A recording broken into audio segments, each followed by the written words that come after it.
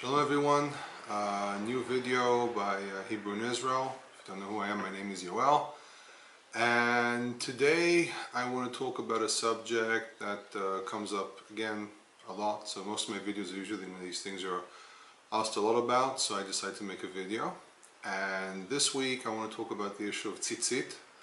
I have made some recordings about this in the past on different platforms. Today what I want to do is actually demonstrate with actual images and through the video to actually explain the issue of Tzitzit.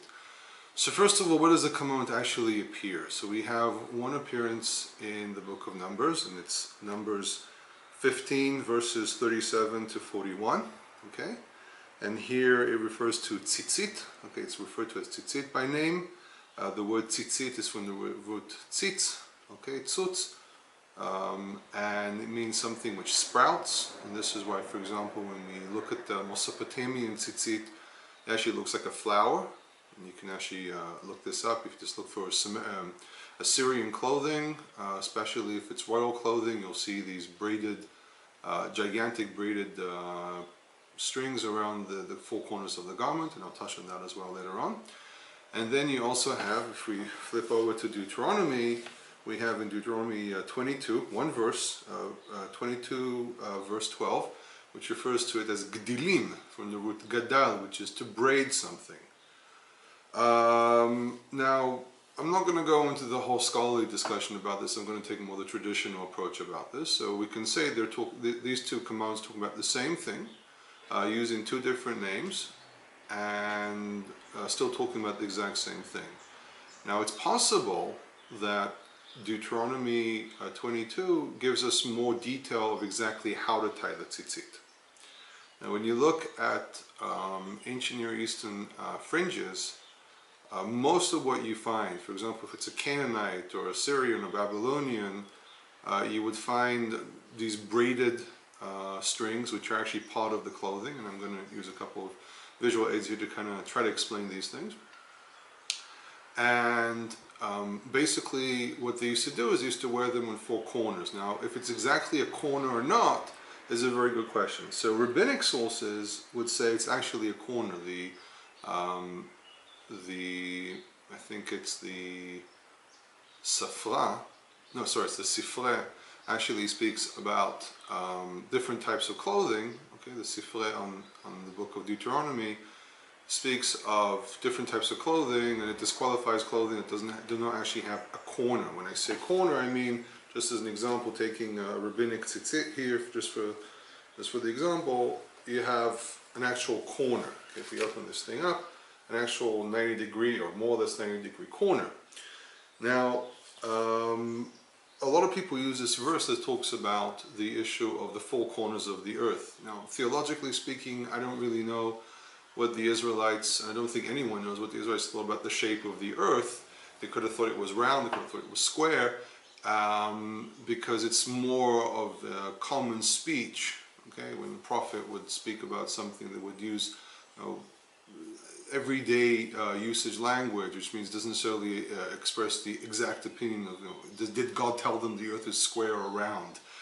But just for the sake of the argument, it's quite possible to say that something has four corners and doesn't necessarily actually have a 90-degree corner. Now, if you look at the biblical text in Numbers, what you have here, and by the way, if I said by mistake Leviticus 15, it's Numbers 15. I think I did make a mistake there. It refers to the term kanaf. Now, kanaf, it really needs to be translated as skirt, not corner. Okay, the term kanaf is a rim of something, the end of something, not necessarily an actual corner. Now, the clothing itself, the idea of wearing a four-cornered garment with an actual 90-degree corner, could have been part of it as well. This is part of the problem. We have no remains of clothing from the First Temple period, and the only thing we have is from the Second Temple period.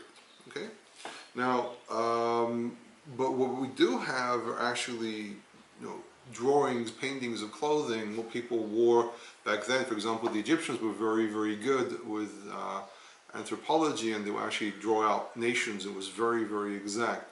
And there's one painting that I found, which is of an Israelite, and people say it's a Canaanite, but it's probably an Israelite. And the person is wearing a skirt, and they have like a wrap-on skirt, and they have 4 fringes, okay? They're all braided, and they're actually in 4 sides of the clothing. What's really interesting is they're actually 4 sides in like the person can see them, they're actually in the front. So there's one on each side, one directly in front of the person, and then one up just below the belt line, which means the person could see all 4 of them. So we're not necessarily talking about actual 4 corners, but again, this might have been a wrap-on, so it might be that those corners were the exact, actually no, to be more precise, to say that that's exactly on the actual corner is impossible, because if you've ever seen a wrap-on skirt, okay, you would have one on one side, one on the other side, but then you actually have 2 more. Actually, no, you have 2 on one side and 2 on one side, and then one underneath the belt line, and then 3 exactly in front of the person is actually impossible. So it's a question: was this person really wearing a wrap-on skirt or something else? If they were wearing a wrap-on skirt, it was designed in a way where the fringes would actually be seen by the wearer. So it actually was not on the actual corners. I mean, you can experiment with that. You just take a wrap-on skirt or a square or rectangle piece of fabric, and to see when you wrap it on how it actually works. Now, I want to talk for a second about the concept of talit. I have different pieces of clothing here. I want to talk about them as well, and then also talk about how to actually tie the tzitzit.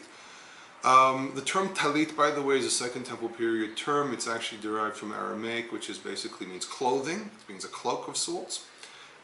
Usually the term talit is used to indicate a man's piece of clothing. For women, are usually referred to as radid, so radid with an R in the beginning, and it was women's clothing. What's very, very interesting is then some point in the 2nd century, or maybe even earlier than that, they decreed that women do not wear tzitzit.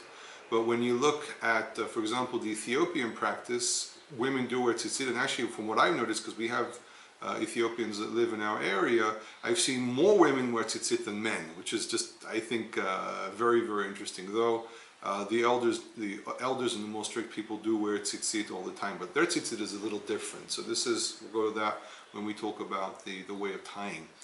At any rate, there are different types of clothing.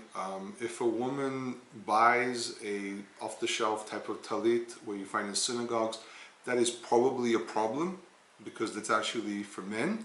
What women should do is design their own talit, or try to find something with more feminine colors, and then it'll be perfectly fine. I don't think the design itself is specifically the issue, but you have to remember that this is specifically mostly identified to be men's clothing. So what I would recommend is maybe taking some kind of a shawl, or buying a talit, a full-fledged talit off the shelf, but with, like, say, pink or something a bit more feminine, something that will be more recognizable as feminine. At any rate, there are different types of clothing that people wear for tzitzit. For example, this is what's referred to as talit katan. This is a cotton talit katan. I don't wear the wool ones because it's too hot. It's 4 corners, okay, and you have an opening that you can put your head through, and you just wear it basically like a little vest. So that's one type. Then you have the actual talit. Okay, this is, for example, a Yemenite talit that I have. I bought it years ago, and this is a 4-corner garment. It's a 4-corner garment, and this actually probably dates back to more Greco-Roman periods, the whole issue of the toga. So what exactly they put the tzitzit on back in the First Temple period was probably just their clothing. They didn't have a special piece of clothing for wearing tzitzit, it just was on their clothing. Now, I'm going to talk a little bit about the way you tie tzitzit, but I have to start off from one thing here, which is this, for example, a scarf. Now, why do I have this scarf? The scarf has on its end these little fringes, okay? Now, I bought this because I walked into a store, and this Ethiopian lady walked in, and she bought one of these, and it was obvious she was buying it for the commandment of tzitzit, and they kept on looking for these things. But they don't necessarily have something with blue. I bought the blue one because it has blue in it, and when you actually reach the fringe itself. But they would wear anything with any fringe, doesn't really matter what the color is. But at any rate, this is just another possibility of wearing a piece of clothing with some kind of a tzitzit. Now, from that, I'm going to transition to the issue of how to tie. So, for example, Ethiopians, what they're just looking for is just that there will be strings. But they also, what they usually buy is when the whole thing is covered with strings. Which is, by the way, you find that in northern clothing. If you look at the images of the exiled Israelites from Sancherib's palace, it just this like rim like this all over the clothing. There might have been a difference between the northern interpretation and the southern interpretation. It's also possible. But at any rate, so this is one possibility, just having these little strings twined together. Okay, so that's one possibility. I'm going to show here a rabbinic tzitzit just for the fun of it. This is what most people do. It has 5 knots. So most Jews do.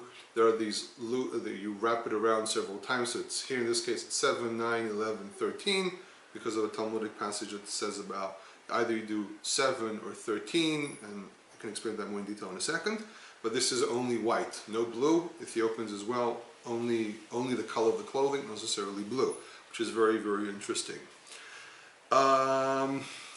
Now, when I said the whole issue of 7 or 13, if you look closely here, you can see these are sets of 3s. And the majority of people say that the interpretation is you either have 7, and you see 1, 2, 3, 4, 5, 6, 7. 7 or 13 of these are going to be up to like around here. Now this method is referred to as Rav Amram Gaon. There are different ways of tying. I recommend going to the Tchelet website, and you can see the different methods. But this is one method. This is actually one of my favorites, because it incorporates blue and white and still uses the sets of 3s. I don't really think there's any relevance exactly how you tie, but I'm going to try to at least give some kind of a biblical interpretation here. So this is another possibility, and this is on one of my Talit Katan. Now, Karaites, okay, this is a Karaite Tzitzit, okay, and Karaites do, as we said, Gdilim, they braid these, and this is the Egyptian tradition. There are a few other traditions. This is the most known one, most common one. They don't only have one thread of blue. There's actually, in this case, there's 8 of them, which raises a lot of questions. But if you look at something here, you see that it starts off with the white, and then the blue gets into place here. So maybe the Karaite interpretation is that the braid itself, when it's strung together, this is really considered to be one ptil, one cord of blue, and that might be the reason interpretation, the reason they tie it like this, because as you can see, they deliberately start the blue at a latter stage. So this is the actual tzitzit, the white, which is in 2 pieces here, and then suddenly the incorporated blue. Just for fun, what I did is I convinced my wife to make this. This is a Yemenite talit. Yemenite talitot are a lot more fun because they actually have fringes all the way to the end. And I asked my wife just to braid this to try to give an example what a talit, Second Temple talit, would look like with the actual fringes as part of the garment and not necessarily a separate piece like these. That's another thing. You see the Ethiopians, it's actually part of the clothing. You look at the Dura Europos images, and they actually have on the corner itself like this, they have little strings sticking out.